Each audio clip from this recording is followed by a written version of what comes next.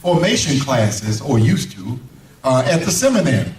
The assignment is usually a 1 to 2 page paper about the dream of God. In other words, what the students were trying to discern was that if God does in fact dream, what would the dream of God look like? Now, when I was teaching the course, you can imagine that there were many different answers, but one student's answer has always stayed with me.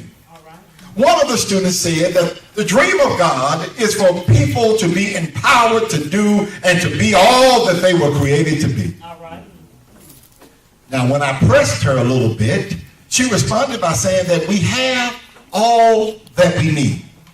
It's up to us to receive the empowerment that we need to be and to do what God has created us to be. So for the student, at least, the dream of God was for all people to be empowered, to be uplifted, to be led and guided into a fulfilling place where we can do and be all that God has created us to be. You know, as I thought about that answer, I continue to think about that, I do believe she has a point. She has a point because the manifestation of God in human flesh was all about empowering the people to do and to be.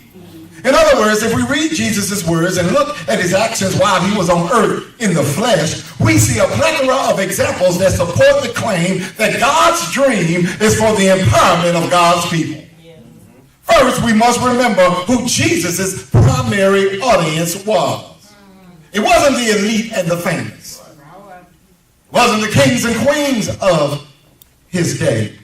It was the folk, it wasn't the folk who thought maybe they were in the in crowd. It wasn't the rich. It wasn't the mighty. No, Jesus' primary audience was those who were despised and rejected.